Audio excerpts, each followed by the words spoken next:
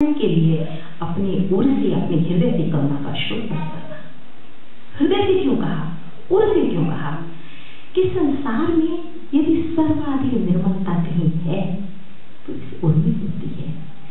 पहाड़ों के, पर्वतों के उर से जब स्रोत बहता है वही सच शांत इस धरती को करता है। जिस दिन धरती पर स्रोत का बहना रुक जाता है उस दिन धरती बंजर या उजाड़ हो जाया करती है। मन हमारा निर्मल है और इसीलिए जब भी कभी हम भक्ति करते हैं, किसी से प्रेम करते हैं, किसी के प्रति समर्पण करते हैं तो यही कहते हैं, मेरे मन मंदिर में आनंद पधारो महावीर भगवान। तो ये मन संघर्ष मस्तिष्क में होता है, उलझन मस्तिष्क पैदा कर सकता है, लेकिन मन, हृदय तो सर्वाधिक पवित्र चीज है। तो इस पवित्र चीज में हम कहते हैं कि पवित्रता से ऐसे दीन दुखी लोगों के प्रति आप अपने करुणा का स्रोत करना। और अब सर्वाधिक कठिन है किनके साथ रहना? सर्वाधिक कठिन है उनके साथ रहना कि जिनके साथ तुम रास्ते में उनके फूल भी बिछाओ तो आपको कांटों की ही चुभन देंगे। उनके साथ हम कैसे रहें? प्रश्न यहाँ आता है कि कह रहीम कैसे निभे वेद केर को संग में जो लतरत आपने उनके भारत संग। जब ऐसे लोग हों तब आप क्या करें? वो क्षमा कहाँ से लाएं? आचार्य कहते हैं कि जब कमठ और पाश जैसी स्थिति आए तो आपको कमठ के मठ में नहीं रहना है, पाश के पाश में रहना है। और पाश का पाश आपको मोक्ष की प्राप्ति देगा और कमठ भाषा में आपको भ्रमण कराएगा। क्यों? इसलिए कि अंततः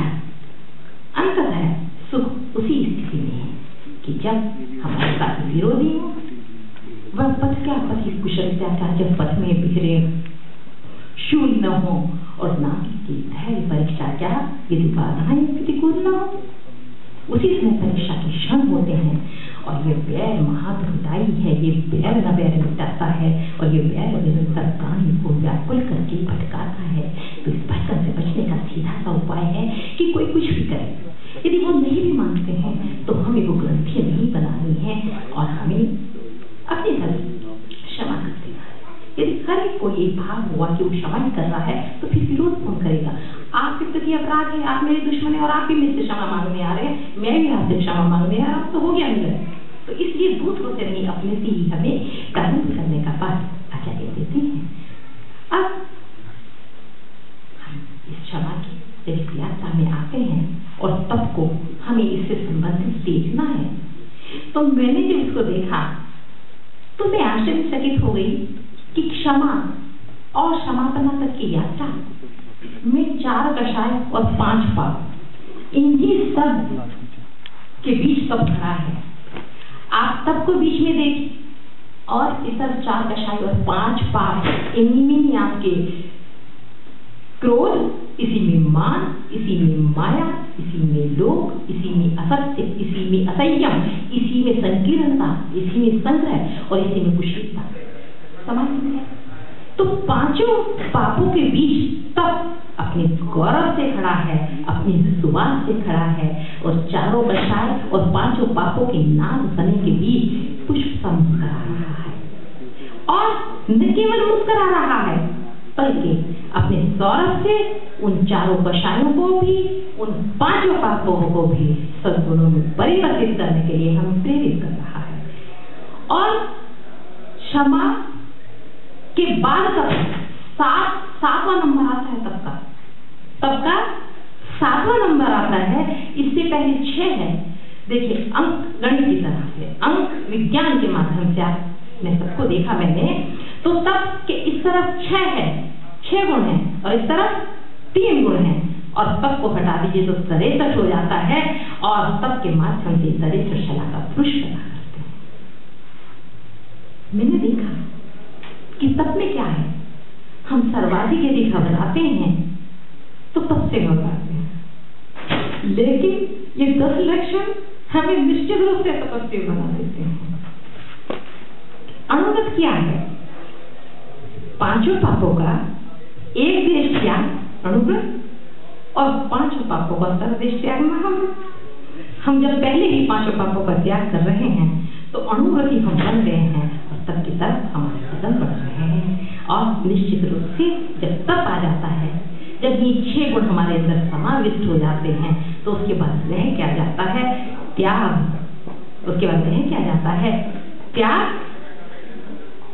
और निष्प्रहिता, ब्रह्मचर्य, अपना शक्तियों का ऊर्ध्वारोहण। उसके बाद हमारे पास सिर्फ 3 चीज बचती हैं और निश्चित रूप से तब के बाद हम यही करते हैं, त्याग करते हैं हम सब चीजों का, निष्प्रहता हमारे अंदर आ जाती है और हमारी शक्तियों का विकास होता है। अब प्रश्न है कि तप की भूमिका हमारे जीवन में क्या है? तब हमने देखा कि क्षमा के तटबंधों में तप मुस्कुरा रहा है और इधर से 6 गुण और इधर से 3 गुण हमें तरह से शला का पुरुष बनाया। त्याग का 7वां नंबर, 6 गुण इधर, 3 गुण इधर, और तब को इधर लीजिए और तब मुस्कुराता है कि तरह से शला का पुरुष ये मेरे द्वारा बन कराएंगे, जिन्होंने पूर्व जन्म में तप किया है, वही तरह से शला का पुरुष होते हैं। तब तीर्थंकरों को तप क्यों करना पड़ा? जो पूर्व घोषित थे, जिनके गर्भ और जन्म कल्याणक मन रहे हैं, उनको भी तप क्यों करना पड़ा? और तब से हमारे जीवन में क्या परिवर्तन आता है? तब हमारे इस वैज्ञानिक जीवन में, वैज्ञानिक चिंतन में, इस वैज्ञानिक युग में हमारे लिए क्या संदेश देता है? हम कैसे तप से हम बन सकते हैं इस बात में? तो आप देखिए तब क्या है, तीर्थंकरों को तप क्यों करना पड़ा? पूर्व जन्म में तप किया था, तब उनके गर्भ और जन्म कल्याणक हुए, और इस जन्म में जब उन्होंने तप किया तो उनके ज्ञान और मोक्ष कल्याणक हुए। ज्ञान तप के बाद क्यों आता है?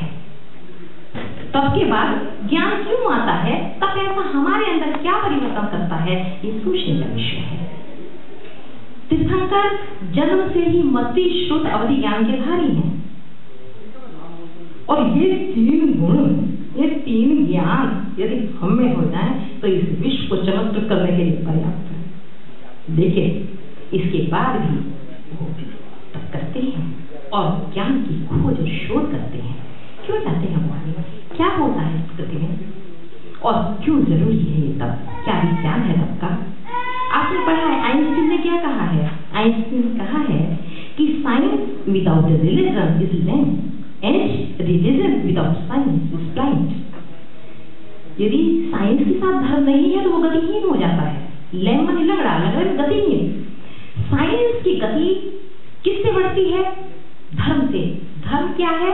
मानव, मुझे किससे समय बोलना है?